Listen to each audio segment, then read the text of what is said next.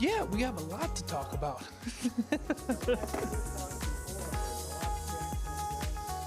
A lot cooking. Absolutely. We'll talk. All right.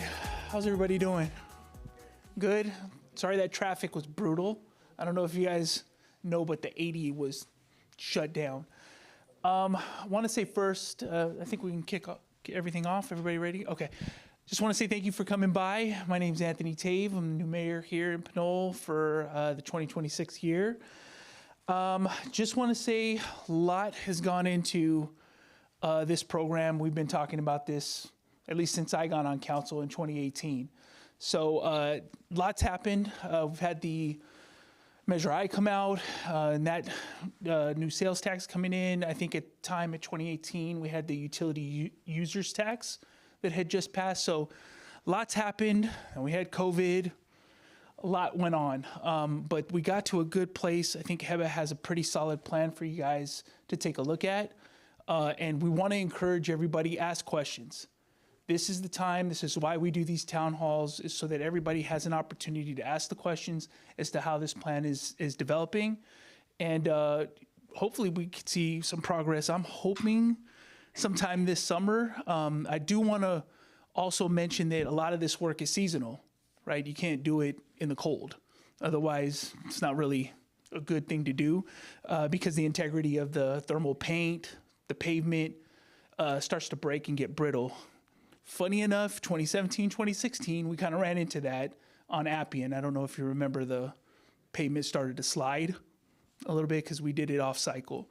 So a lot of this work and expectation is around summertime. I talked with Heba earlier. I think we got a good plan for you guys. So please ask questions. More than welcome. If we don't have the answer, we'll tell you we don't have the answer. But a lot of work has gone into this so far. So I'll turn it over to Heba and team. And, you know, again, as we're talking, please, let's get through the presentation, but hold those questions because we're going to have the Q&A, I believe, after the presentation.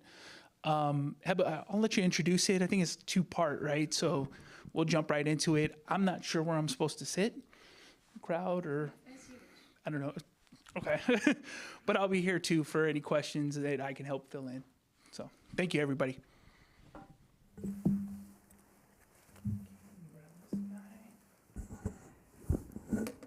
Good evening, everyone. Thank you for joining us. My name is Heba El-Gindi. I'm a Public Works Director. If I may, I would like to spend a minute on introduction of our team. Of course, you heard from our mayor, Mayor Tave, also our acting city manager and chief, Clahoun, our finance director, Director Guillory, and our communications and IT director, Director Epps, and her team who made today happen. And our engineering team, small but mighty, our public works specialist, KJ and Rachel, who will be helping you after the presentation to take your contacts information for follow-up and your concerns. And Mia, our junior engineer in the back, who will also be assisting. One more thing, we got Councilmember Tom's in the crowd. Oh, yes, I'm sorry. Former Mayor David Long, any other former Mayor Maria Alegria, any other electeds in the crowd, former Mayor Pete Murray. Thanks, guys. Thank you. Former Mayor Maureen Toms, too. Sorry about that. As Mayor Tave mentioned, the presentation will be divided into two pieces. It's a relatively short presentation because we want to focus the attention on listening to your questions and concerns.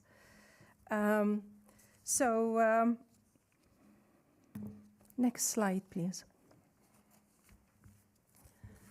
The first part will cover the road maintenance plan, and we divided the city into 5 zones. depending on the need in the different zones. The work is divided on the 5-year capital improvement plan that's been approved by City Council. And the maintenance is under CIP project 2401, if you'd like to refer to it.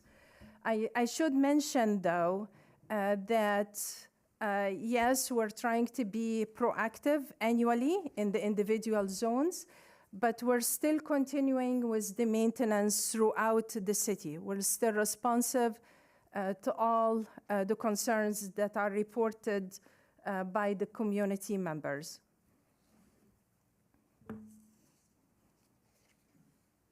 Next slide, please.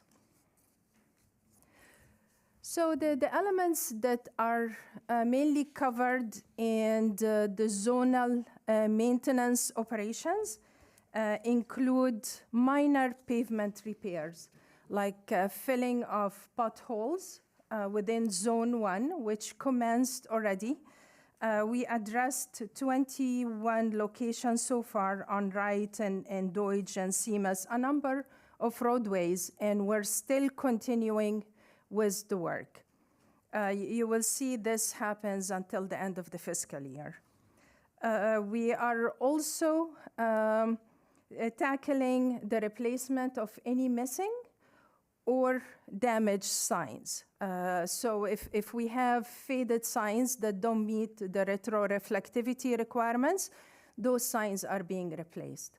Within the next couple of weeks, you will see the street name signs, the damaged street name signs, and the stop signs being replaced, a total of 90. But all damaged signs within Zone 1 will be replaced. So this work will continue through March and April. We are also replacing all burned bulbs of city streetlights. This work commenced and will continue, and we sent a list to PG&E with the damaged streetlights that are under their jurisdictions, the PG&E streetlights. We will also be improving the pavement markings that are faded or damaged, but this work will take place when weather permits, probably around May or June of this year. And some of it actually will be on Pinole Valley Road that will be part of the pavement rehabilitation project, which I will explain. Next slide, please.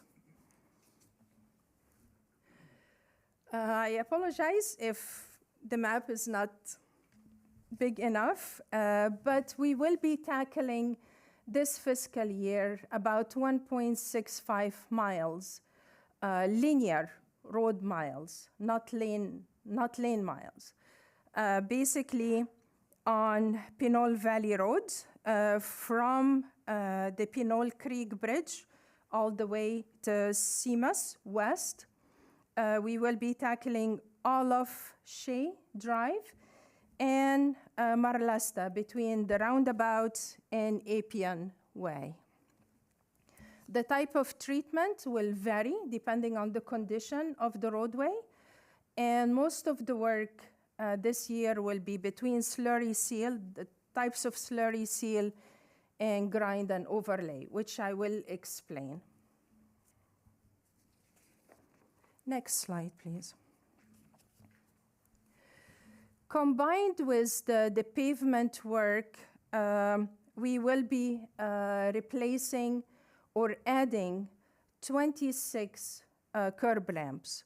So the 1 mile of Pinole Valley Road that will be treated, there are 18 curb ramps. We're trying to establish a continuous path that's accessible for pedestrians. We will be missing a few blocks within the 1 mile near Seamus West. Depending on the bids that we will be receiving, we will try to add additional curb ramps. Also, Shea Drive, which is about half a mile, will have 4 new curb ramps. And Marlasta, the segment of Marlasta that will be worked on, about 0.15 mile will have, that area will have 4 additional curb ramps. So we are planning to go out for bids in late February, early March, because we still have to prepare the signing and striping plans that will be attached to the RFB. So we still have work to do after today. The bids, the selection of the contractor and approval by City Council is expected in April, with the work itself will be when the weather improves in May and June of this year. I should mention that the total cost for the pavement rehabilitation project for this fiscal year is about $3 million, as shown in the table, mostly from SB1, Gas Tax Fund. And part of the reason that we selected Pinole Valley Road for this fiscal year is because we've been promising in our yearly communication with regards to the SB1 funds, we've been promising the county's transportation authority and MTC that we would tackle Pinole Valley Road for a number of years now. Fortunately, we will be able to tackle at least 1 mile of the corridor. And also mentioned within the table, locations of 4 flat-top speed humps at crosswalk locations across Pinole Valley Road. At Wright, Seamus, and Montverde, these are regular pedestrian crosswalks, as well as the school crossing across Pinole Valley Road at Savage. Next slide, please.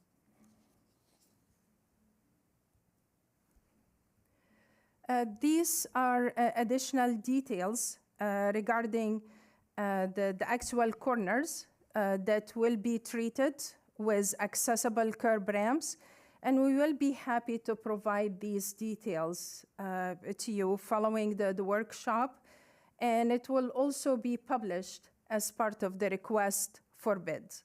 That will be public information. Next slide, please. This slide is intended to focus more on the segment of Pinole Valley Road that will be treated, and with the yellow bulbs showing the locations of the speed humps, and the black ones showing the locations of the new curb ramps. The photo is intended to show the type of pavement condition that could be treated with just slurry seal. What's being recommended for Pinole Valley Road is a type 3 slurry seal topped with type 2, and I will explain the difference in a minute. But that's the type of cracking that could be treated with slurry seal. Next slide, please. Although the photo is not very representative of the condition of Shea, but the pavement condition of Shea is poor, and we shown in the previous table on slide 5, I believe, the PCI, it's quite degraded on Shea. That's why we're recommending grind and overlay, and I will explain what does that involve. It's a more expensive pavement rehabilitation treatment. Next slide, please. And I should also mention, you will see that there are duplications of pavement marking, then All of that will be, of course, removed and replaced with the pavement project. This is this segment of Mar Lasta that will be slurried along with the 4 curb ramps that will be added at the crosswalk locations. And in some cases, we will be adding crosswalk marking across the minor approaches to, again, establish a continuous path that is visible and accessible for pedestrians. And the photo, again, shows the type of cracks that would be treated with the slurry. Next slide, please. So what's the difference between the fine type 1 slurry versus type 2 versus type 3? We're not actually using type 1 anywhere because of the width of the cracks that we have on our roadways. We're using the coarser type of slurry seal with the base in type 3 slurry that's about 3/8 of an inch in the aggregate size. And that helps in filling potholes or any wide cracks. Or if we have depressed areas in the pavement, that would also help in leveling the pavement surface. And on top of that, we would have the type 2 slurry, which is 1/4 of an inch. It's a finer aggregate that would smoothen the surface of the roadway. Next slide, please. The photos show what grind and overlay would constitute. Typically, we would grind about 3 inches or so of asphalt, and then we replace it with the new asphalt. But we had a recent project that the width of the asphalt varied significantly. In some areas, we found it 1 inch. In another area, we found it 2 inches, and so forth. All of that will be determined when we start testing. And based on that, we will do the necessary grinding without damaging the base of the roadway, followed by the overlay and binding material. With that, I'll be happy to answer any questions that you may have. And then we will all afterwards step outside. We have some boards. We're interested in listening to your comments, and we have some pointers that you could let us know if you need curb ramps at specific locations, or you have concerns about potholes, or whatever the concern is. We would like to keep track of it and your contacts so that we would be able to follow up with you. Great. So everybody, we're going to be running mics to questions. So as soon as got a hand, all right, here you go. Good evening. My name is Miguel. Of course, I'm resident here in Pinole. How are you going to hold the contractors accountable for the quality of the work? As we have all seen, they just fixed the freeway. Here comes the first rainfall, and we've all driven over those enormous potholes. So you redo all the repairs, and all of a sudden, within a few months, you've already had potholes or issues with the roads. What is the city doing to hold the contractor liable and responsible to make sure that they do quality work, and within a first rainfall, the road's not falling apart? Is there a retention that's held on the contract? Yes, there is a retention, typically to 10%, but the retention is reimbursed at the completion of the project. There is, however, a warranty, which is at a minimum 1 year after completion of the work. The way the agreement is formulated, even the request for bids, it's clear who has the responsibility of the quality of the work. With that being said, the project will involve the retention of a third-party inspector. There will be regular testing of the material they use. There will be daily inspection and reporting with documentations and photo taking and so forth. But following the completion of the work, there is 1 year of warranty. And Heba, I know we talked about this a little bit earlier about the contracting. To the question, is there liquidated damages as well in the contract? Do we collect LDs for performance? And no, there is retention. Retention, I understand. Yes. Okay, great. Okay, next question. This is a question about Pinole Valley Road and the improvements in the pavement markings. I guess some areas the pavement marking will just be the way it is, and the improvement will be that it's new and more visible. In some areas, the improvement will be a change for improved pedestrian and bike. Will there be a way to engage in that process, or at least know where the pavement markings are going to change and where they're going to stay the same?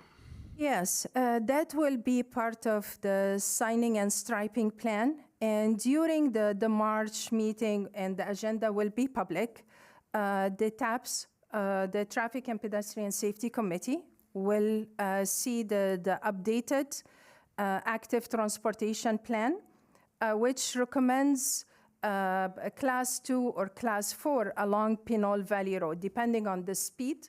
It's mostly buffered bike lanes, and in some sections, it's protected bike lanes because of the higher speeds, the higher posted speed limit. So all these details will be provided as part of the ATP in the March meeting before it goes to council for approval, also in March. But it will be reflected in the signing and striping plan. Okay, so that not only will the ATP be presented, but the actual specific changes that Pinole Valley, the actual specific striping changes that Pinole Valley Road will see will be presented. Yes. Okay. Thank you. We had another question, Bob? I can answer one of the questions that you had about the base failures out on Interstate 80. It's come to the conclusion that the sub-base that's underneath the new overlay should have been ground out and replugged and then overlaid the top of it. Now, the sub-base failures are laid out by Caltrans, that they want ground down deeper and then plugged with new asphalt before the overlay happened. So what happened up there with the big ones you've seen here just recently on 80 between Appian Way and the Parkway is base failure of the old road that should have been ground out, but that is also Caltrans' responsibility to lay out what they want and how deep they want to plug the situation. And I would think it would be our responsibility, somebody in the city, when we start doing overlays, that they go out there and do an extensive marking of the failed sub-base and to see how far down it goes, so that's plugged back and then overlaid after that. So that's one of the problems out there that happens on Interstate 80. Yes, and as I mentioned, there will be testing. I don't mean by that just testing during the work performance itself, the material they use, but there is testing before doing the work. And it will be the responsibility of the selected contractor to determine at various locations the actual thickness of the pavement, the quality of the sub-base. All of that will be tested and should be reflected within their bid. Yeah, normally the agencies normally the agencies go out there with the contractor and lay out what they want it done. And that way, they're in control of what comes out and how they want it repaired. If you don't go out there and do a real exclusive job on the base failure that's there now, I think that would end up going back on the city, just like this is going to be going back on the state, because they didn't lay out to have these places ground down. So we could go back. I don't think any of the contractors will probably take responsibility for the sub-base.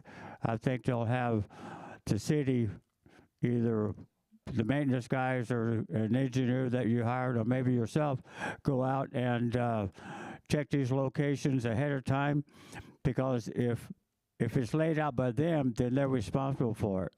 But if you don't lay it out and it fails that way, then it goes back onto the agency. And there is actually quite a bit of homework before doing the actual resurfacing or pavement treatment. For 1.6 miles, the work can be done within a few days for resurfacing. But all of the preparation work ahead of time in identifying where the utilities are, and identifying and coordinating with the curb ramp construction as well, and any widening of the sidewalks and associated curb and gutter, the testing and sharing it with the city for input. All of that is the groundwork before they can actually do the pavement treatment. So I have a question related. So Heba, we're going to pretty much take samples. Yes. Or the contractor is going to take samples, pull those samples, and then they'll come back to you and say, hey, the sub-base is worse than what we thought, or hey, the sub-base looks good. How many, I guess they can't do that everywhere, but how does that done? It depends on the mileage. On Pinole Valley Road, there will be more locations for testing. Our assumption now is to just have type 3 and type 2 slurry. Changing the type of treatment will change the cost. Right. So this is something that we will have to assess as we progress with the project. Got it. Okay, questions? Former Mayor Pete Murray. Thank you. Just thinking about that and having a little bit of experience being on the other side when we went through these processes prior, one of the questions I have is, we have a sealing machine that we purchased probably 4 or 5 years ago that was for crack sealing. And I guess my point is, we did a sealer up in my neighborhood on the Galbraith. And by the time, I guess, 6 months rolled by, the cracks were reappearing in the street. And while I was looking at it while walking around, doing my little walks with my dog, I started thinking about that and the machine that we have. And I was thinking, well, maybe prior to doing these sealings, we should be filling the cracks and then coming over them with the sealing material. And you were explaining how you were going to go thicker and all of that. I still think that those cracks should be filled as long as the base is good. And one of the things that has occurred because we've let those cracks go so long is the base has been attacked by the rain and the elements. And I can see that there's going to be a lot of work in that arena right there to get done. So my thing is, going forward, if we've got that machine and it's not just sitting in the courtyard, let's put it to use and get on. You've got it outlined as different areas of the community, area 1, 2, and such, but target these different areas and get that machine put to use, and not waste the money that we spent on doing that for this particular purpose. Okay. I got a good one for you. I just about took my undercarriage out of my car this morning, leaving Pinole, going out towards the Carriage Hills. As I got to the city limits there's a big pothole there, and broke my jaw. And I made a note that I'm going to the meeting tonight, and I'm going to mention that because that's everybody that leaves town is going to fall into that pothole.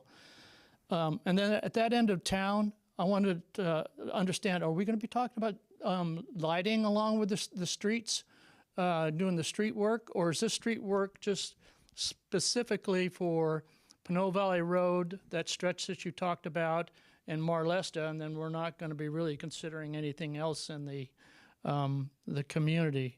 Because I've mentioned this before, at night, particularly if you're older, that's a dangerous roadway there, all the way back to Seamus from city limits, and actually needs more lighting too. That's terrible out there, and that's something that in your plan you should be considering and working with PG&E to get adequate lighting put in there. And let's see, what else did I write here? The base failure I spoke to. At one time we had a plan, I believe, to do all areas of the city, do the maintenance on a routine basis, and so that you got to every part of the town on a yearly basis. I believe the plan went out 20 years, so that was the cycle for getting everything done in the city. And I was wondering if that plan's still in existence, and if not, that this plan that you're putting together should have an annual element to it, so that everything gets covered over that period of time. Because one of the things I notice people like to talk about is the total cost of doing this, but if you have your budgets broke down yearly for 20 years, you can cover a lot of ground and get it done. And what people want to see is where they leave from their areas of the community and get onto the arterials and those areas for sure, because that's something they see every day. A lot of the courts out in the valley out there, because of the heavy equipment, or let's just say the garbage trucks, when they are on them, they grind them down. And after 20 years of being ground down, I've had people come up to me and say, I'm out here brooming every week to broom up all the gravel that's being kicked up and everything. So striping, that's another thing, particularly out the end of the valley out there. You can't see the striping at night. You're guessing when you're driving out there, particularly when cars are coming from the other direction and you get lights in your eyes. And I know that they make the material for striping that is highly reflective in the evening, so that people can see when they're out there, when there's no lighting per se to help with the visual out there at night. So that, I guess that wasn't, it was kind of a statement. But thank you for all Perfectly these okay. great questions and statements. I'll try to tackle them, and I hope I will not forget anything. David, if I may, please have slide 2 of the presentation. So with regards to sealing the cracks, you will see more of this work when the weather improves around May, June. And we also recently purchased, with the remaining fund at the end of the last fiscal year, 24-25, we purchased a small roller to better compact the filling of cracks and potholes. So you will see that work being done later in the fiscal year. With regards to the potholes within the Caltrans right-of-way, we've initiated multiple requests, and we've been coordinating with them. I'll be happy to hear all your questions if I may complete them. With regards to the lighting, the pavement rehabilitation project does not include upgrades or addition of street lights. However, council approved separate projects for street lighting upgrades, which we are tackling, and we are also coordinating with PG&E for upgrades to their lighting. With regards to performing maintenance citywide, I would like to share with you that our maintenance operations team has 11 team members to maintain parks, roadways, all buildings, all facilities. So to be able to cover the whole city in 1 year is no longer doable. It used to take them the whole summer to do this work. So that's why we established this zonal map. We're still addressing concerns throughout the city, all reported concerns in a timely way. But to be proactive on the improvements needed, we will tackle it yearly as shown on the map at the bottom. We're tackling it per zone per year. With regards to the gravel on some of the roadways, we've been receiving the requests and we're getting our sweeper out there. So if you have any concerns, please let us know.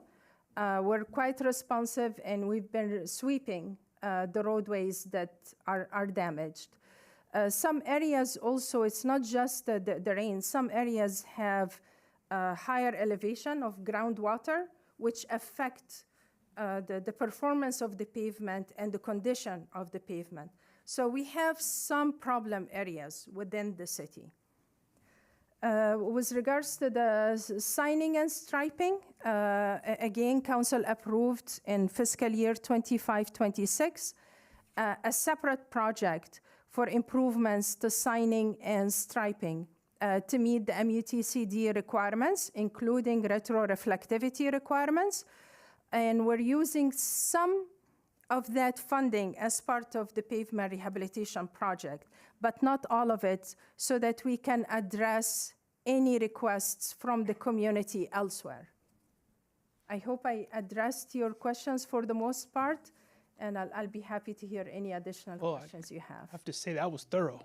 I know we have some questions on this side of the room. We had one right here. Everybody who had questions, can you pop your hand up real quick so Fiona and I can see you? Great. Before we go to the next question, I just wanted to acknowledge our online viewers. We see you, and we will take a few more questions and then go to the online questions. Thank you. Thank you for your patience. I have a, excuse me, I have a few questions I hope can be answered tonight, but I have a biggie that I think will probably have to come back.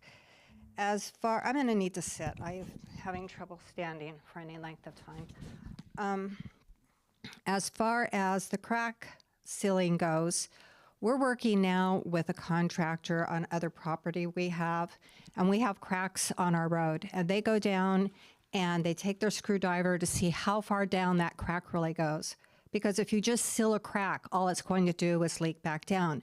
They're cutting out on anything over a ½ an inch. They're basically cutting out 4 feet on each side to ensure the integrity of the repair and the road itself. So I hope that that at least is addressed at some point, because we all know that all contractors aren't created equal. I have also a comment about your islands, the end of your islands. When it's dark and you're making a left-hand turn, you can't see the end of those islands. And it's apparent by the condition they're in. They should all have something on them with reflectors, and I don't believe that there's one existing in this city that hasn't taken down. And it really shouldn't take a situation like this to bring it to your attention. We have fire, we have police, we have public works, we have yourself probably, that drive around the city, And those should be addressed before the accident occurs, just like with the pot hose. And remember, if you know about it and the accident occurs, you are responsible. It's like a slip and fall. If you didn't know the water was there and someone slips, it's not your fault. But once you know that water's there and you haven't taken care of it, and those islands are very, very dangerous. So and the same goes with utilities. We have all these manhole covers, and all of a sudden you'll see them eroding, and before you know it, you've got 6 inches, 7 inches, and they're deep down. It shouldn't take the public to notify you that the utilities have been negligent in maintenance. And I think that should be routinely gone over.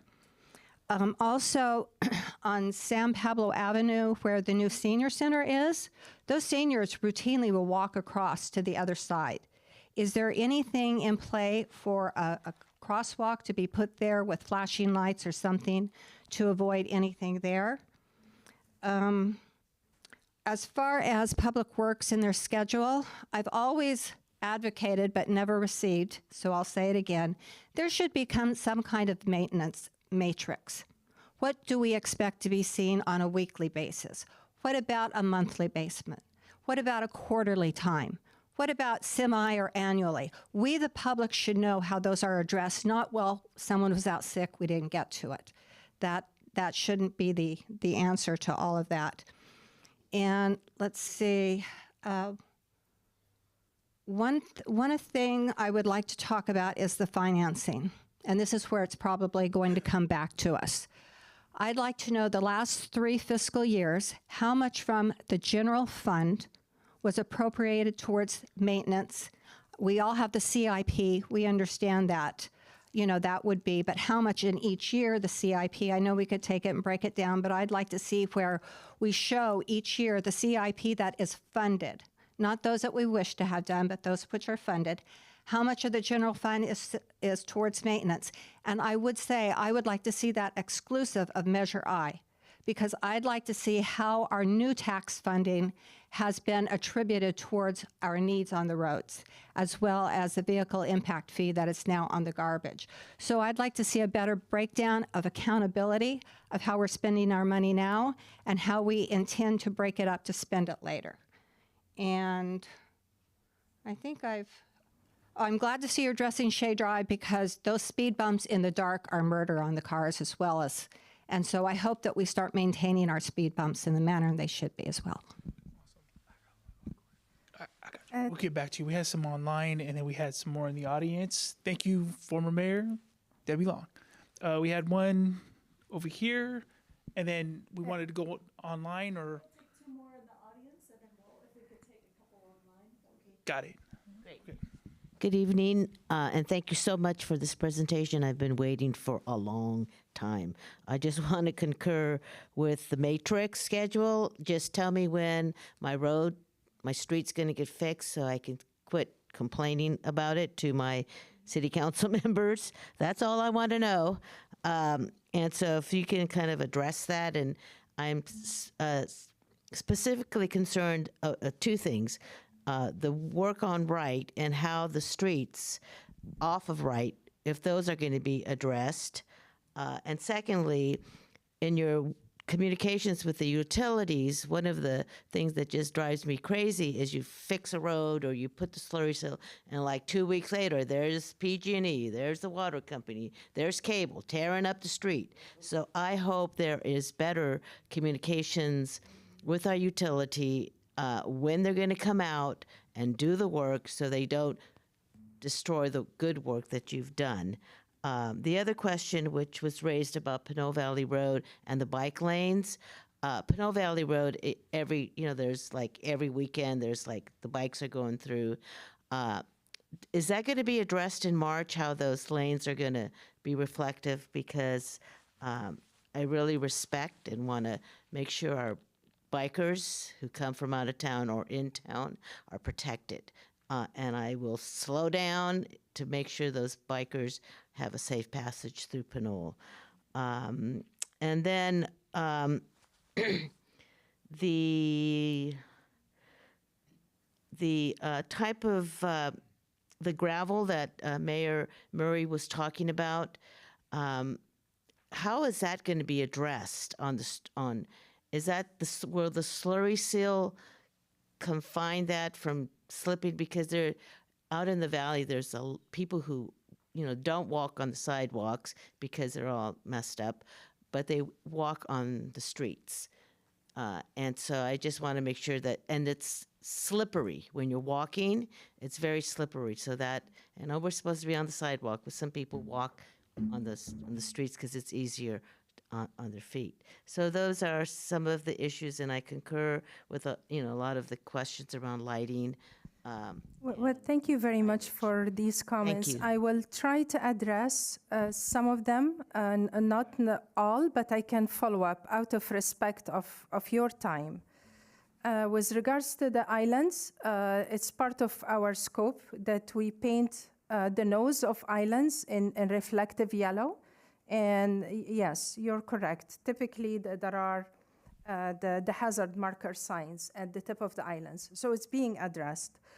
And the reason I was smiling at KJ a minute ago, because one of his projects is to update the requirements and establish the moratorium for the roadways in coordination with the utility companies, so that they would do their work before we surface the roadways and we wouldn't go back and damage the work that we've done.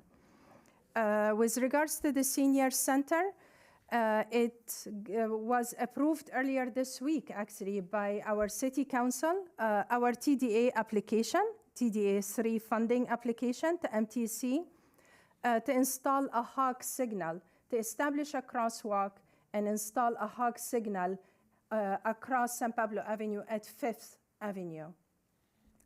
And also where Adams is, there will be an RFP there if the funding is approved. If not, then we will pursue other funding sources. But it's one of the items that we're tackling from a safety perspective. We did receive concerns from our senior citizens that live in the housing development. In terms of reporting, actually maintenance are coordinated on a weekly basis, and it's reported to our city council quarterly, so it becomes public information. We provide updates every 3 months to city council on the capital improvement projects, on the maintenance activities, on the permits that have been issued and associated fees. If you could, and I'll be happy to contact you ahead of each reporting to let you know. I think the next reporting will be in March, the first meeting of March. With regards to the budget, I don't have the numbers in front of me, but this is something that we can follow up on. And yes, the slurry in general, it has binding material to address the gravel issues. I hope that I addressed your comments with regards to the pavement rehabilitation and establishing a matrix. This will be identified based on the available funding in future years. We're presenting today what we know we can accomplish this fiscal year. But future years are in the works and will be finalized and shared with the community once we know how much we will have in the individual fiscal years. So the courts that come off of Wright Avenue, when will those be addressed? It's actually scheduled as part of next fiscal year, but again, I wouldn't be able to finalize the list until we know how much we will have. Okay, thank you. All right, one question, and then we're going to everybody else. Okay, thank you. I've got two main things, but I did want to say about the striping when that happens. There have been times when I've been on 80 going toward Richmond, and the old striping isn't completely removed before the new striping is there, and when it rains, it gets very safety, precarious safety, because you don't know what lane you're supposed to be in. Did I understand you that you're going to put speed bumps on Pinole Valley Road? Is that what the plan is? With regards to the striping, yes, you have a good point. Unfortunately, when we grind out the thermoplastic on some roadways, the pavement condition in such a bad shape that it deteriorates even further. So our team occasionally, on a temporary basis, black it out, paint over it, but it's not ideal. It's something that we schedule to go back to and fix. With regards to the speed humps, yes, we are planning to add 4 flat-topped speed humps, not the parabolic one, the flat-topped one at the crosswalk locations. Okay. 4 of them at the access points to the soccer fields and where the school crossing is. Okay, and then the last thing is about the crosswalks. Are we talking about traditional, everybody knows what the crosswalk looks like as a crosswalk? Or I saw one of the presentations that they were considering doing decorative, artistic crosswalks that I questioned how visible they'd be at night when colors and things fade or do different things when it's dark. From, if I remember the presentation right, they said that initially it slowed down traffic because it was such pretty things you want to see, you slow down naturally, but after a certain period of time, it makes no difference in the safety of that area. So I'm thinking, for ease of maintenance and for safety in the long run, that if just the crosswalks are maintained with the striping, that there's a crosswalk there, would be more cost effective and reach the goal of being safe to cross. So. Yes, those particular speed humps and crosswalk marking would be high visibility, and it would be done with thermoplastic. The thermoplastic has crushed glass in it, so it has higher friction, and it definitely reflective to be visible. With regards to the decorative crosswalk marking, that's a separate project, and it's a commitment to City Council and to the community. And it's typically done on roadways with lower speed limit. It will still meet the appropriate retro-reflectivity, and it would still be in the marking dictated by the MUTCD. So a regular crosswalk would be in white, a school crosswalk, although it's not included in this project, would be in yellow. Okay, so we were going to go online, but I just wanted to make a quick distinction. Speed humps, not speed bumps. Yes. Right? Okay, just checking. The speed humps both. are 12 feet Right. in width. So they have a wider span, and they are easier to navigate by vehicles. Okay, so I know we have questions in the audience, but we're going to questions online. Fiona, take it away. Thank you. I'm going to read some of the questions from the Q&A. One is from N. Melendez. She is asking, I am a resident near Pinole Valley, PVS along Pinole Valley Road. Several years ago, I contacted Public Works requesting an update regarding the removal of old telephone and AT&T poles that remained after the completion of the new high school project, when underground utilities were installed. One of these poles is located directly within the path of a newly constructed ADA curb ramp at Pinole Valley Road and Granada Court. Unfortunately, the placement of this pole is in the middle of the ramp, makes it unusable for individuals using wheelchairs or other mobility devices, creating an ongoing ADA accessibility concern. I previously reached out to the City Council and the Mayor's office and was informed that the city may not be directly responsible for removing the poles, as that responsibility likely lies with the utility company. However, I am following up to ask whether there is any update on the utility company's plan or timeline for removing the remaining poles, particularly given the accessibility impact. I'll be happy to look into those particular poles. It may have been that they were not part of the project because of timing, because coordination with utility companies take time, and because of the cost associated with that. But I am not familiar with the background. I'll be happy to review it. If I may add that whenever we make any upgrade now, we follow the ADA requirements. For example, at the intersection of Man and Appian was the replacement of the signal poles, and following the current standards, those are bigger diameter poles. The sidewalks were widened to accommodate the accessibility requirements. So it's something that we pay attention to. I'm not ignorant of the fact that we have locations within the city that don't meet the requirements, and those we will have to tackle on a gradual basis based on the availability of funds. And another question here is, will the Public Works Maintenance Department be getting more staff members? The small crew they have now does an amazing job. Thank you, Pinole Public Works.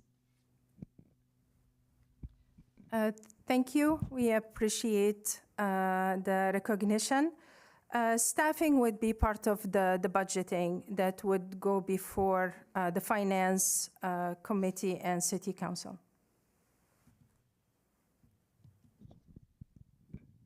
I'll read another question here.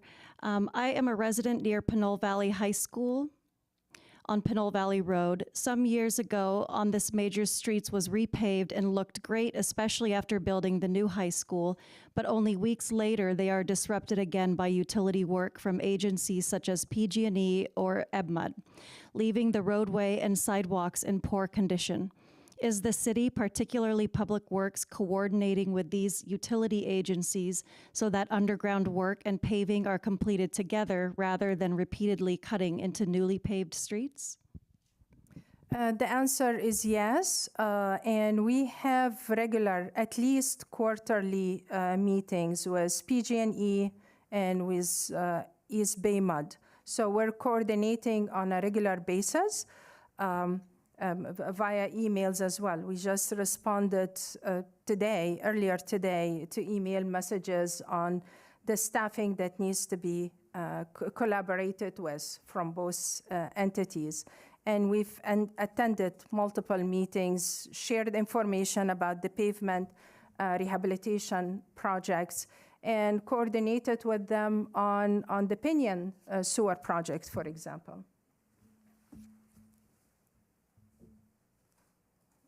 A couple more online questions, if that's okay. Can you pressure Caltrans to fix the on-ramps and off-ramps to the freeway? We have been trying to pressure them by repeating the request. Unfortunately, they have their limitations as well, but we will continue to do so.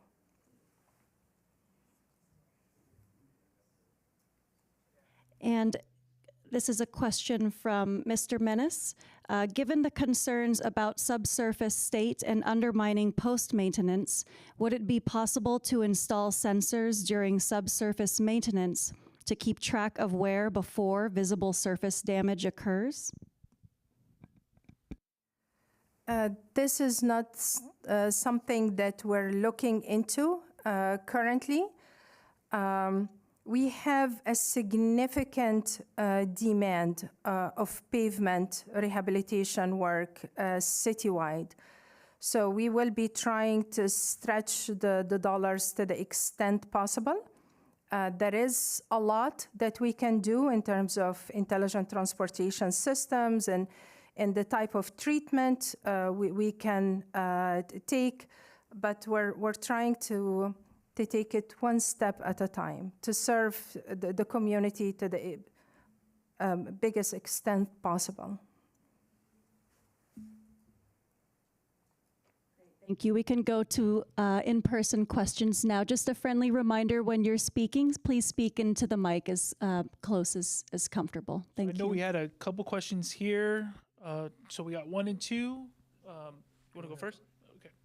Oh, go ahead. Sorry.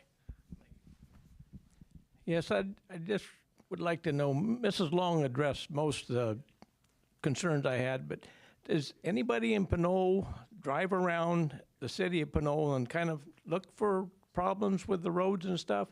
My concern is Pinole Valley Road out there, just past the entrance to the baseball diamond, there's a giant divot in the road, and I'm pretty sure it's because the culvert is collapsing there.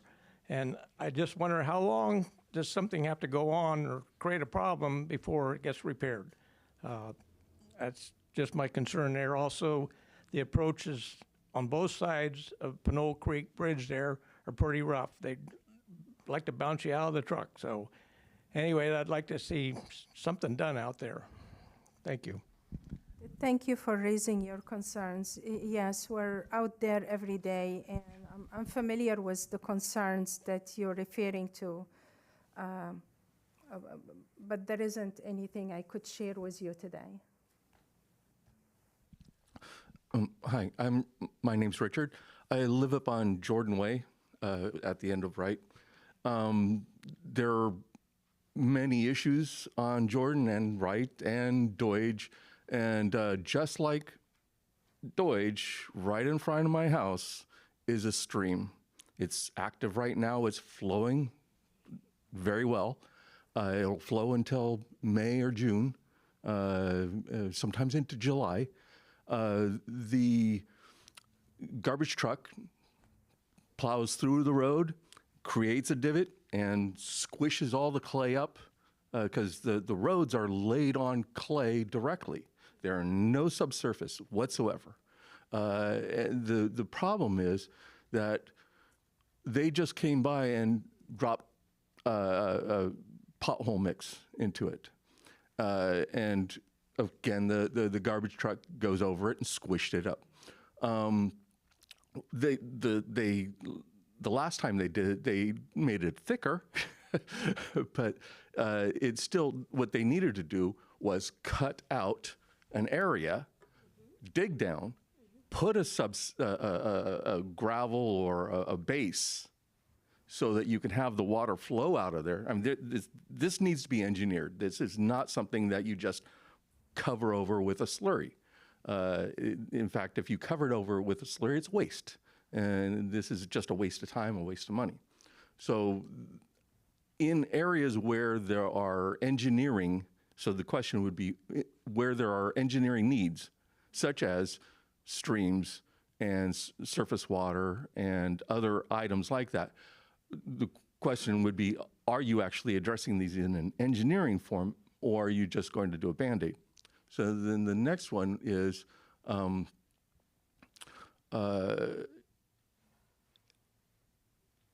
as it goes for infrastructure and not just roads, but there's many other things as far as infrastructures on a city. As they degrade, the property values drop. And as the property values drop, your tax base drops. And you go into a cycle.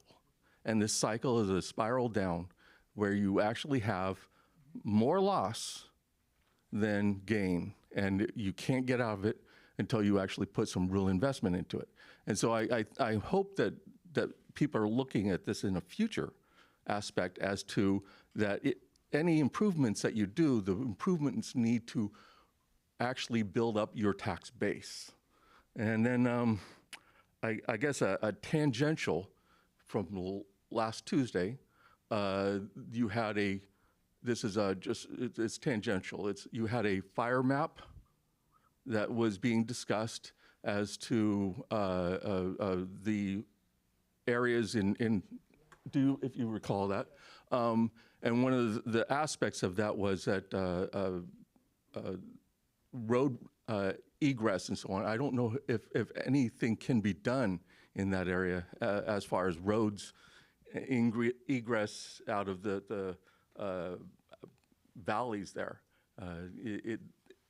It's a danger, it's a fire danger, and none of the hydrants have been tested out there, none of them. In fact, I called one into EBMUD to have them replace it.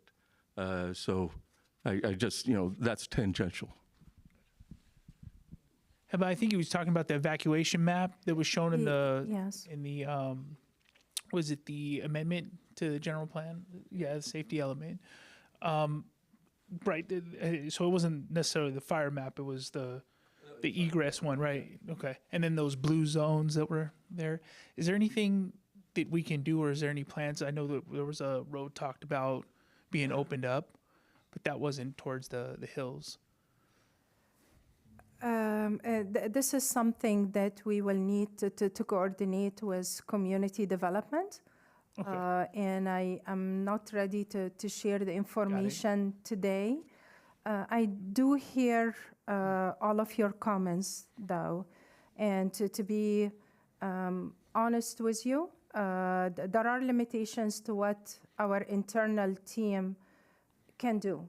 So some of what we do, as you say, is Band-Aid until we're able to do an actual pavement rehabilitation projects for the individual roadways when it can be engineered. Okay. All right. So we had another question over here. Hi, I'm Kathy McFarland. Looking at the third quarter financial summary by fund for 2024-2025, I did not have the year ending. You had over $11 million that was supposed to be projected in different funds and divisions. So approximately $11 million, but only about $1.5 million was spent. So I've got the reports right here. Okay, that's one. If we could go over that to, because it says the original budget, it was approximately 11, and what was actually spent at the end was a very minimal amount on our roads.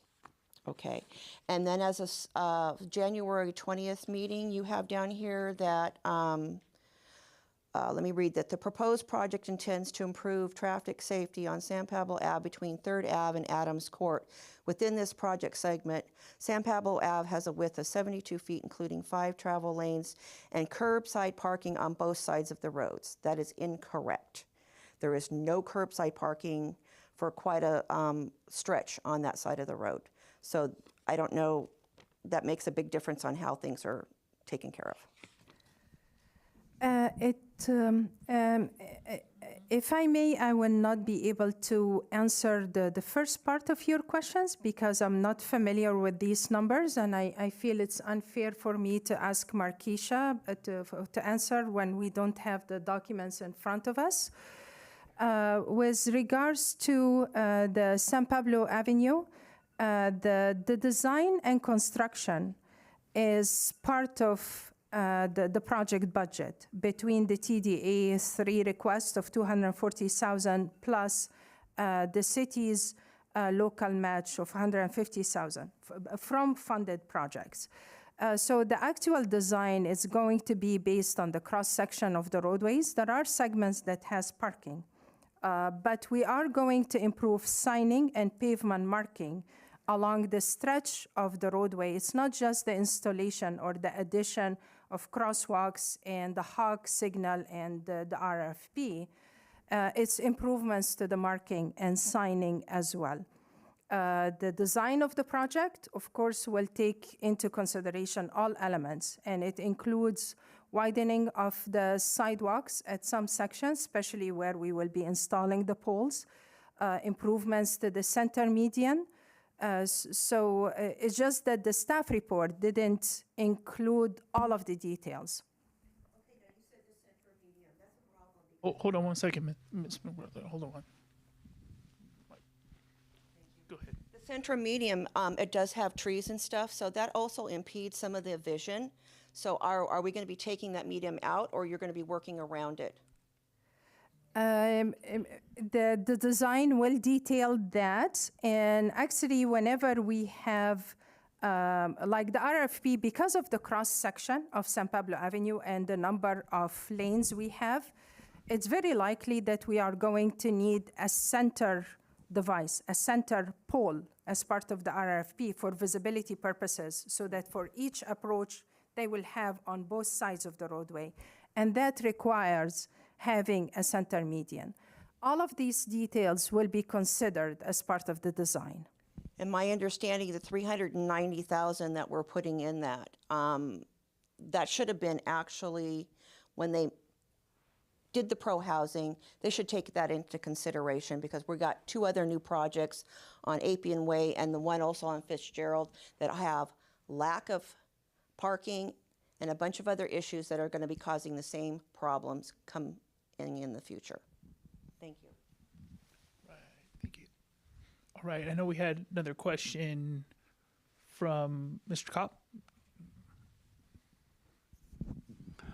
Yeah, there was a question come up as to why the poles haven't been taken out on Pinole Valley Road. When they put the contract out, the school district was supposed to have all the undergrounding done along with the construction of the high school. That way, when the high school was finished, there should be no wood poles there now, and they should not have ever had to go back and cut the brand new asphalt and put the trenches in after it was already paved. That was the fault of the school district, but not putting the pressure on PG&E and the water company and everybody that needed to work there. And they're still messing around with, as you know, right now. They still got poles in the handicap ramp. They still got all kinds of wires hanging all over. All that was supposed to have been 100% done when the high school was finished. So you can see they're a little behind times on that. One question I have, we have like 5 or 6 decorative street lights between Chevron and the high school that have been knocked down by the public, and they haven't been put back up. And that area there gets a lot of traffic going in and out of both the big shopping center and the small one there. Do you have anything, I didn't hear anything about you going to go in and replace those lights? I happen to know that they're overly expensive. They're running about 16 grand each. And one thing, as you being an engineer, I would like to give you a little advice. When you go in and put in lighting, I've been in a lighting contractor since 1973. And when you put out a job for bid on street lighting, never put a sole supplier to it. Because what happens, there was no bidding from different lighting manufacturers. And then they stick it to you up front, and then when you go to replace it, you want to look exactly like the ones on the rest of the street. And that's when you get, the city gets hurt really bad. They did that in Danville, and I talked them into changing their, are equal to the street lights, and it saved them a lot of money. Thank you. Oh, you have any, on the street lights here, do you have any idea when they'll go back up? They've been down for a long time. Thank you for all the comments. We appreciate the background as well. With regards to the street lighting, that type of street lights is assessed at 20,000 each, and we are planning to replace them. But we will be replacing them on both sides of the roadway rather than in the center median where they got hit, 4 of them, and they will be staggered.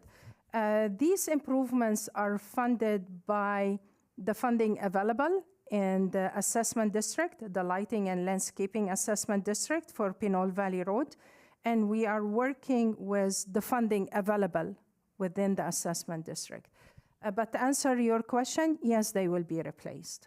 And I'll be happy to provide you with the timing once we get to that point. Something you may not be familiar with right now, traffic signal poles are pushing 6 months We have a knockdown over here right around the corner from the post office to replace these poles, because we do it all the time. It's running 6 months lead time. And so if you don't order them pretty soon, it'll be a long, long time before you ever get them up. That's for signal. That's for traffic signals because they are fabricated in certain areas of the nation with demands from all the states. That's not the case for the street lights. Okay. Okay, we had a couple follow-up questions to the street lights. The question was brought up about the poles across from the high school, that now the only thing remaining on those poles is the telephone lines. PG&E took the PG&E portion of that out. One thing I want to point out is everybody goes, well, it's the school, it's the school. We paid for that with Rule 21? Rule 21 funds, so it was totally paid for. So right now, I think what the city should do is write a letter, have our city attorney write a letter and threaten them and tell them to get those poles down and out of there.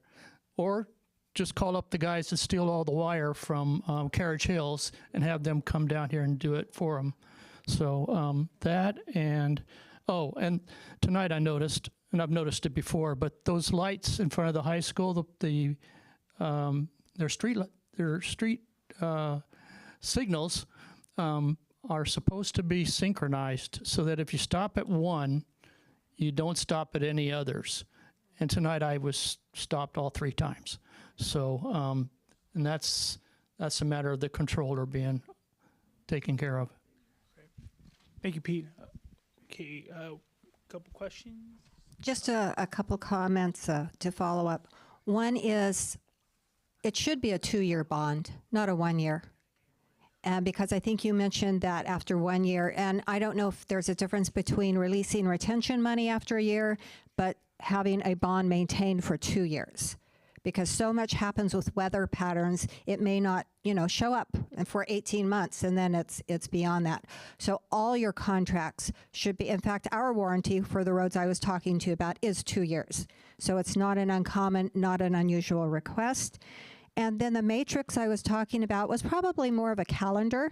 It wouldn't need special funding. Your supervisor should be able to give you, who could give it to the council, a calendar of how the work is performed, like I said, on a daily, quarterly, weekly basis. That's what I was talking about, because that makes us all accountable, doesn't it? And then lastly, you've done a great job of letting us know how we're going forward. But I would like to see, one, next time handouts so that we could follow, because back here we can't really decipher anything that's up there. And 2, a better way of notifying the public, or at least reminding them, would be some A-frame signs in central locations that people happen to drive by. And I didn't see any of those for this meeting. But I mean, I think that this has accomplished a lot tonight. I hope that this is only the first step in going forward. Thank you. Another question. Thank you for that. Here we go. I just want to piggyback on what Mayor Long said. I think it's really important just to have communication. I get the pulse and I get all of that, but if it's online and we could see the schedule, and like I said, I just want to know when my court's going to get fixed. That's all I want to know. And we're paying for it, and just let me know, Maria, maybe before you go to heaven or not. But, but I want to agree about our property values, because if our streets are torn up, our property values just go down. And people are looking for, they want to move to Pinole. They love Pinole. So I just want to implore the city council to please keep that front and center in your mind, because we are paying taxes, we want our streets fixed, and we want to make sure that our property values keep going up. So just let us know. I agree, signage in the valley especially, because that's where there's a lot of need. And we want to, support you. We want to, you know, you're doing great work. You just need to tell us what's going on so we can be here to support you. That's why I'm here this evening. Thank you. Thank you. And we very Mayor. much appreciate your participation and the turnout today. So thank you very much. And I hope you would continue to be interested. I know how important the roadway conditions are for you. We actually prepared a 5-year pavement rehabilitation plan. However, it wouldn't be fair to sit and overpromise you on what we can do in future years. Once we have a clearer picture on the funding plan in future years, I will definitely share it with the community. We're only sharing fiscal year 25-26. This is what we're certain about. It's only funded with gas tax and Measure J funds. Okay, so we had 2 questions. We had gentleman here, and then Mr. Foster. Based on what you just said, I wonder if my question is immediately out of scope here. I just want to surface something that's been on my mind. I think one of the things that we are dealing with as a city is that we are in our own economic space that is not the same as the wealthier communities of, say, La Miranda, that have these incredible amounts of money that they can throw at these problems. And we have to make a lot of tough decisions in order to move forward. At one of the previous workshops about the city budget, where we talked about the road conditions as well as many other city priorities, one of the things that was discussed was revenue generation for the city. And my understanding was that there was a group or some sort of committee in this city that was talking about creative ways to generate revenue for this city, or to make the city a place that could be more appealing or more attractive to others who would potentially come to the city to spend money. And I think it's just important, something to think about is that, you know, how do we think of Pinole? Is it just a bedroom community where people go to raise kids and, you know, that kind of thing? Or is there something that we can do that would cause some people to come here and spend money? And I don't know that I have all the answers to what that would be like, but it seems like so many communities throughout the rest of Northern California take something like, you know, they've got, and I'm making this up, but like oysters, art, and wine, and they call it the thing weekend, PETA meta weekend or whatever, and suddenly everybody flocks. Now, I'm oversimplifying, but I just feel like, what do we do to make Pinole a destination where we can make money? And that's maybe just a better way to say it is, what is this group doing that's talking about revenue generation? Because I think we just need to make some money. We're battling so hard to try to make these very tough financial decisions. I just think we need more money. And I just wonder what's happening with that group, or does that group still exist?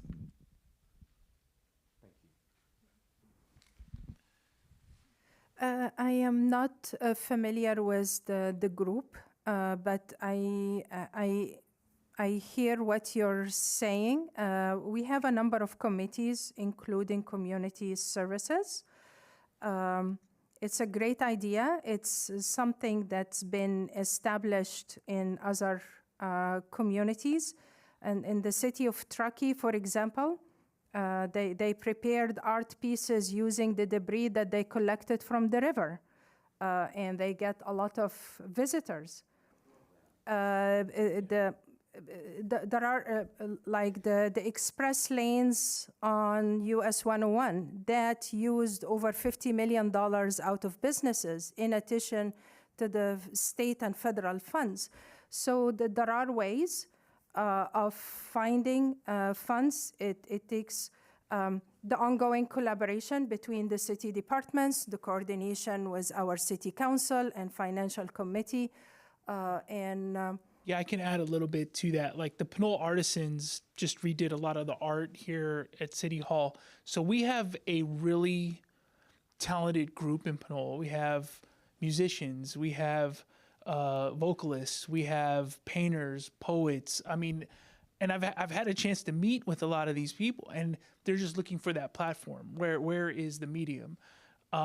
There's only so much the council can do to try to get people to do it, and it's working. But really, it starts with public organizing and really wanting that need. And then we're more than, I know that most of the council, I'll speak for myself, more than willing to hear at public comment what those ideas are. I mean, we have the car show that Mr. Kopp has been running for quite some time. It's been a huge attraction to the local businesses downtown. So we mentioned the crosswalks and the art that we can display in those crosswalks. So we are coming up. We have those murals. We had talk about redoing the murals and the capital plan. So there's a lot for us. We have the creek. There's a lot for us to offer as far as trails. But it's really, how does the community want to shape that moving forward? And a lot of times it doesn't take a lot of money to do that.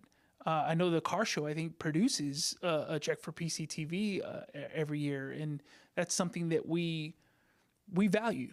And the forum is really city council, community organizations to express that. So I would encourage you to, any ideas really, to bring them forward.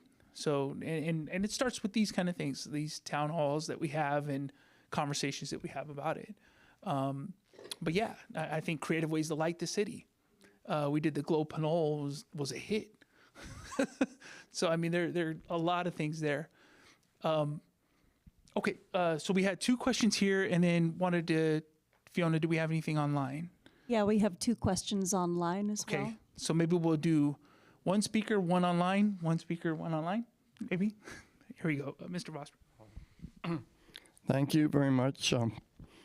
My name's Anthony Vosbrink, longtime resident, senior citizen now, over 50 years in Pinole, amongst a few other people in the audience here. But just to look back on some of the issues and problems that we faced in the past, it doesn't seem like, our city's moving forward in the right direction. I mean, a lot of different things have been said in the past few years, and with the past city council and the past mayor and the past city manager. But up until now, it's a lot of it is fluff. We're not seeing results, and I guess the saying goes, actions speak louder than words. But in any case, my laundry list, I have to bring it up again, if not the second, if not the third, if not the fourth time, if not the second, third, or fourth year in a row. Just to look back, first of all, on the lady that called in earlier with the ADA access issue on Granada, with the 2 telephone poles taped together, band together with literally wires and duct tape or what have you. That's been going on for 7 years, Ms. Director Herpy. I don't know why you're not on top of it with the city manager, if not the city attorney. And it took me 2, if not 3 years, maybe more, for that issue to be resolved. And I brought it up several times to the Public Works Department. I wrote it up, I called it in, we had case numbers, we had discussions with me and the other residents, obviously the lady that just called in earlier tonight, and the city council and it's on record. And I can say a lot of this stuff is going on record with the city attorney, and it wasn't just till a few weeks ago, if not a couple of months ago, I got the word from a reliable staff person source that your city attorney that you have direct contact with, as well as the city manager, the city mayor, the city council on a regular basis, or should, he advised me that there's a lawsuit pending with AT&T to get them to correct that issue. But the city of Pinole had to wait till it got that far, or maybe they didn't, to put the pressure on AT&T, if not some other thing with PG&E, et cetera. But it's an AT&T situation, and if some lady or pedestrian gets hurt on that corner there at Granada and Pinole Valley Road, it's going to be on the city of Pinole and our tax dollar. Number one. Number two, I would just like to say that there's a damaged bridge that had been reported over the last few years, right out there next to Station 74. It's been cracked and damaged so bad that we were told that there would be maybe another lawsuit pending with that bridge. But they probably know who did that, and they probably collected several thousands of dollars, but not enough to get the bridge repaired, and they said that was a major job. Well, all they did there was put up a few cones, a few white barriers, and 2 sawhorses with a battery-operated sawhorse light. And that light and those sawhorses and everything that was put up there about 2.5 years ago, give or take, is still there. The only problem is it's dark. The batteries have worn out. And you know, we have this saying, and I know the police department would attest to this, as well as the public works. You know, our public, as well as the staffers and the people on the payroll, our tax dollars. If you see something, you say something, but then somebody's got to step up to the plate and do something. You know, you can't put it all back on 1 or 2 citizens or half a dozen that call in, because they've done their due diligence, and they've done their vetting to get some of these things brought to your attention, but they don't get the common respect of a letter, a phone call, or anything from the city staff, the Public Works Department, or anybody on a regular basis, including the city council.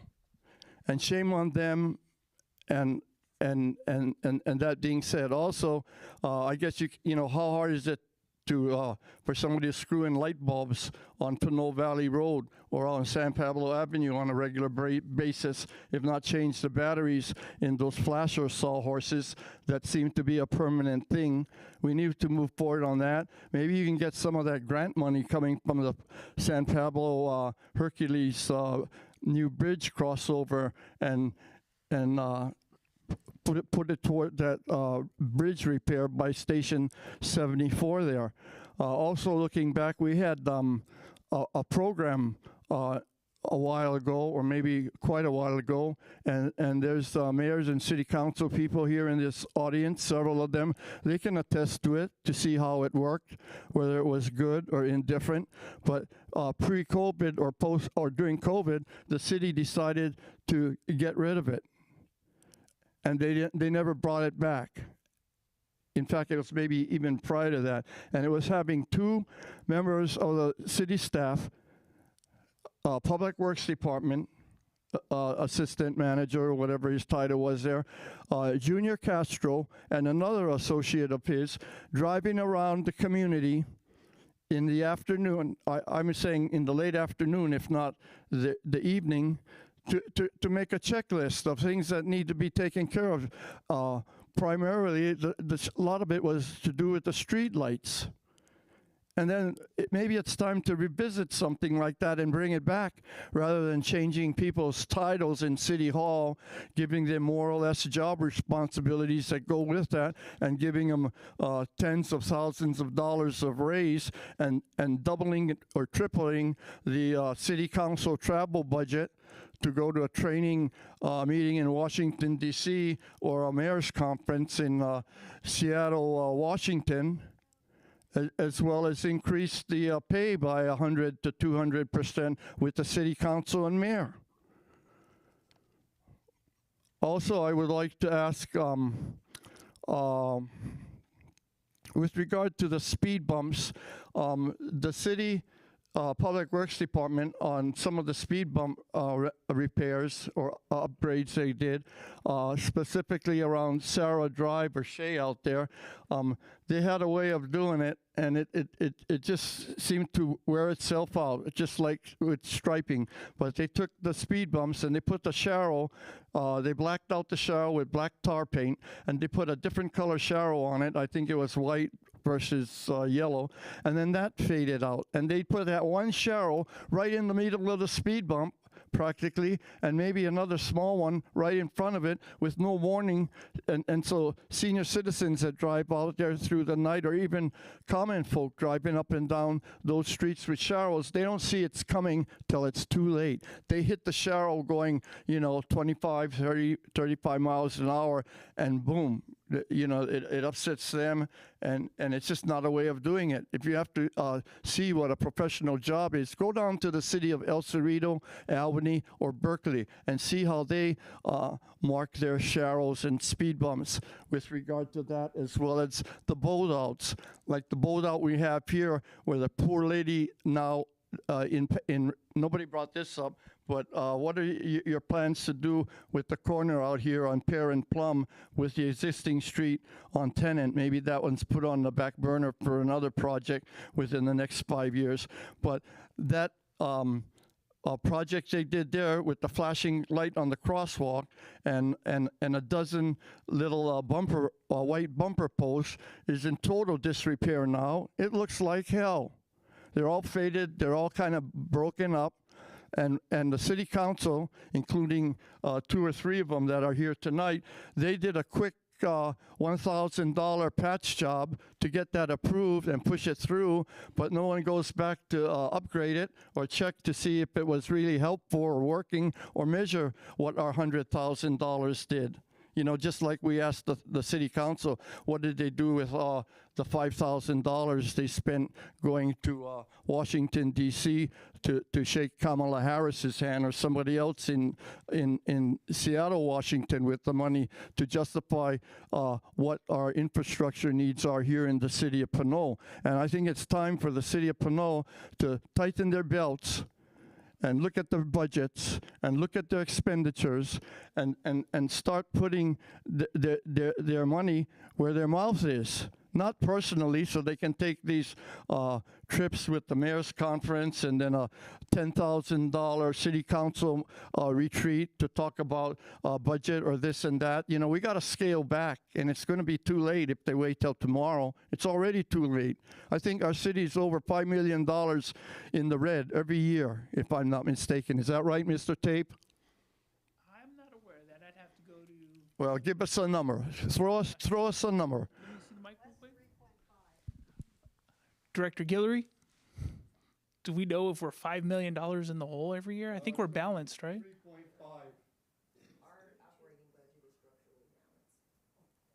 Wait a minute. Let me make sure I get the mic over there. It's balanced. Oh, balanced.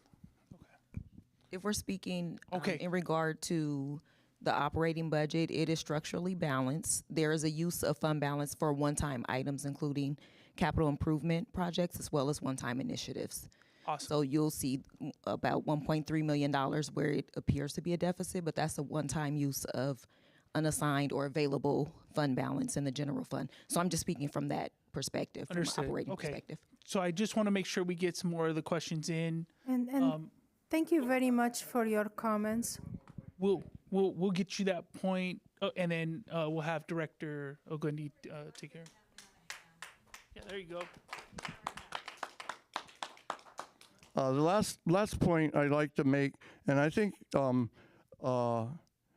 we have to look at what Caltrans is doing and not doing in West Contra Costa County, specifically our city and our surrounding parcels, be it unincorporated areas like El Sobrante, Rancho Road, Mount Calvin Manor, that all leads into San Pablo Avenue.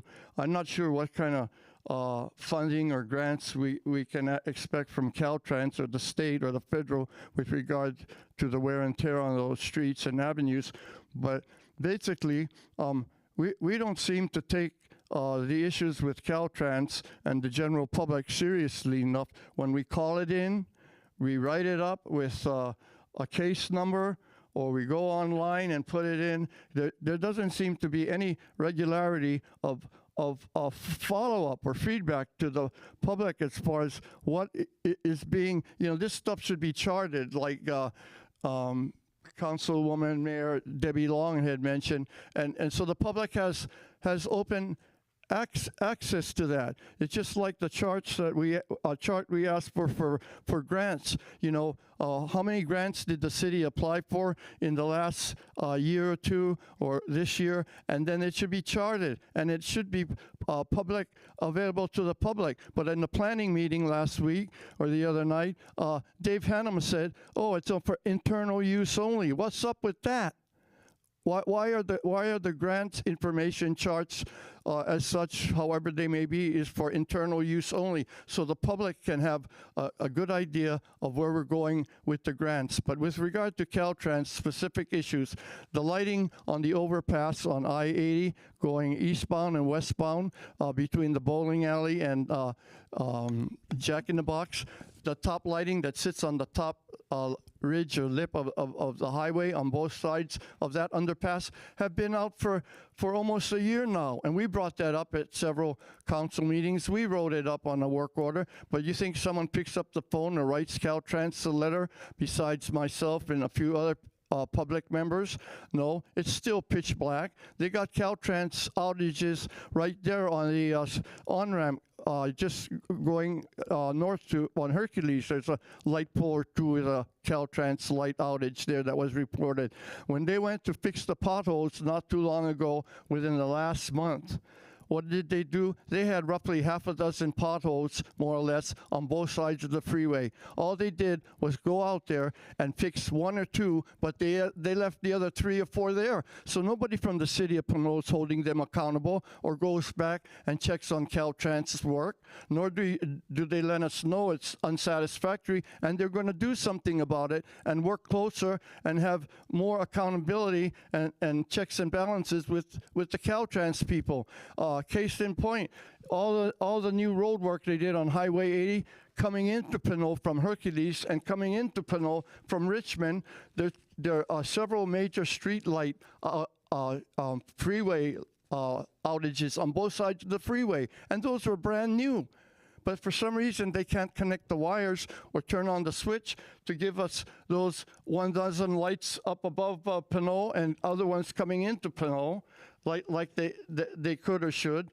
And then you wonder why they got, you know, other fires. You could say they got a big workload list. They got other fires to put out. But what are we, chopped liver here? Because we're a small city of 20,000 and we don't step up to the plate enough with them to have a designated person in your department to follow up with what's going on and not happening with Caltrans and the city of Pinole.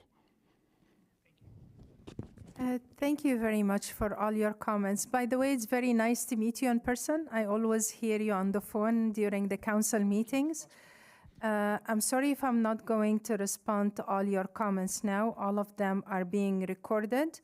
With that being said, I would like to offer you to have a meeting one-on-one between us, or we can even go out in the field and tour the whole city and list all the areas that you're concerned about.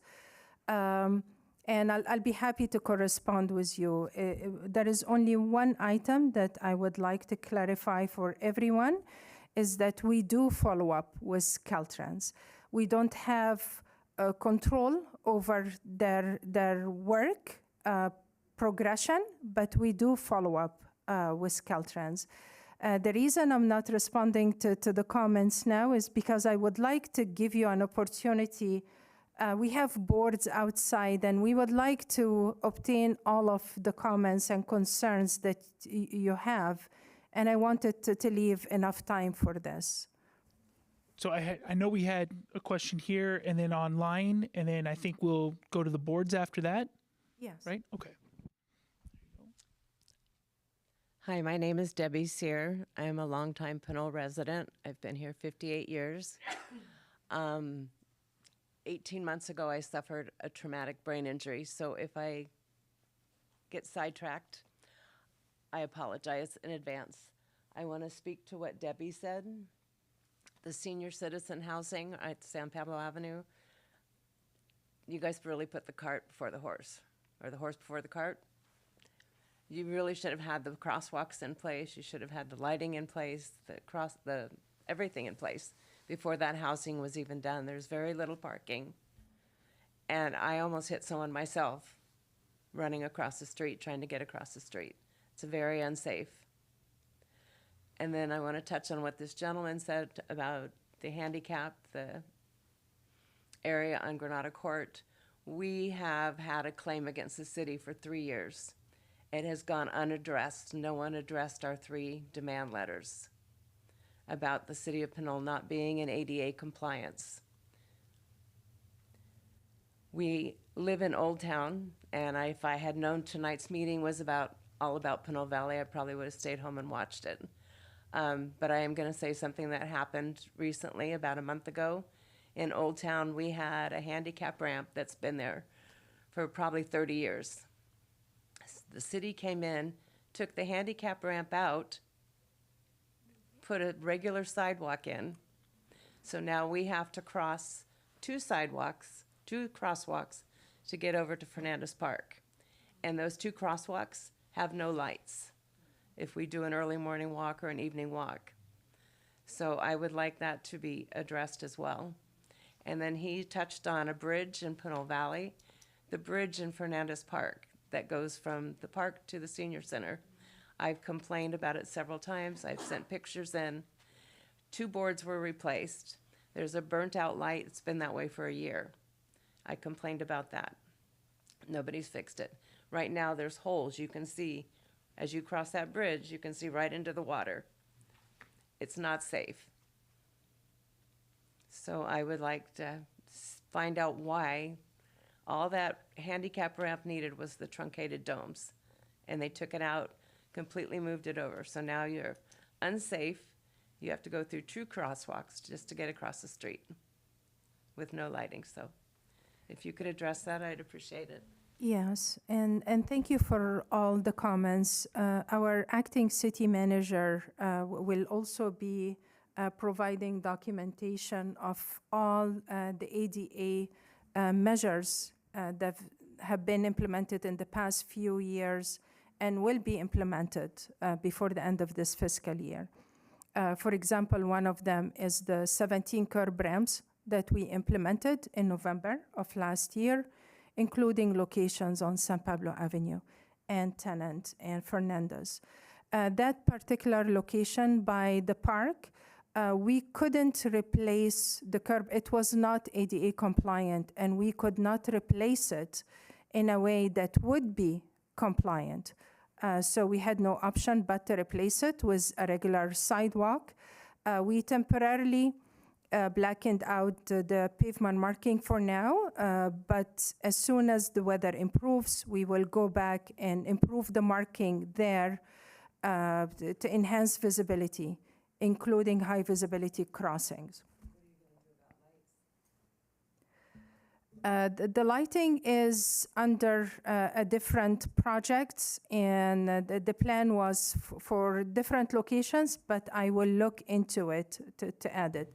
We have a limited budget that we could possibly have 10 to 12 lights per year, but I will look into that location. With your budget, if we fall, you know it's a problem and it's not fixed. So I think it's a great question. I think we can probably, I mean, just in the interest of time, we did do a lot of work for the questions outside and the boards and really getting a lot of data from people. We do have 2 people online, so I want to make sure we get to them and then move to the other activity if we can. And if Thank you, I may add one very quick point. For information in terms of ADA accessibility, within the next couple of months, we will be tackling all signals that are not to standard currently in terms of installation of ADA compliant push buttons for the pedestrians. Yes. To indicate the crossing directions, yes. Okay, great. I've got 2 more questions online, both from Anonymous. Is there a way to stripe a turn lane into Ellerhurst Elementary? I will have to look into that. It depends on the roadway cross-section and turning movement volumes and whether we have sufficient widths or not, but I'll be happy to look into it. The last question here is, will the road repairs in the different zones be done by Pinole Public Works Maintenance? What will the role be for the Public Works Maintenance team during the zone's repairs? I'm sorry, Fiona, could you please repeat the question one more time? Yes. Will the road repairs in the different zones be done by Pinole Public Works Maintenance? What will the role be for the Public Works Maintenance team during the zone's repairs? Yes, the maintenance operations that are mentioned for the different zones within the city, this is the work that will be done in-house by our maintenance operations team.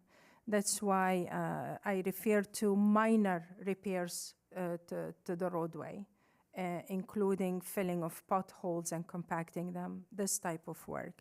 So yes, all work will be done by our maintenance team. Includes the online questions. Okay, so Fiona, can you kind of set up the activity outside?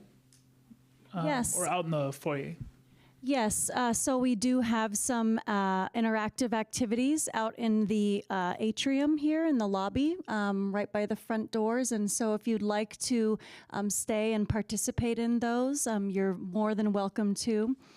We have a few more minutes until our town hall was scheduled to be finished, but we can do the activities for Yes, some we will time. be happy to stay longer until we have a chance to hear you. And our brilliant public works specialist, Rachel, is already outside, and KG will be facilitating, and I'll be out there as well responding to questions.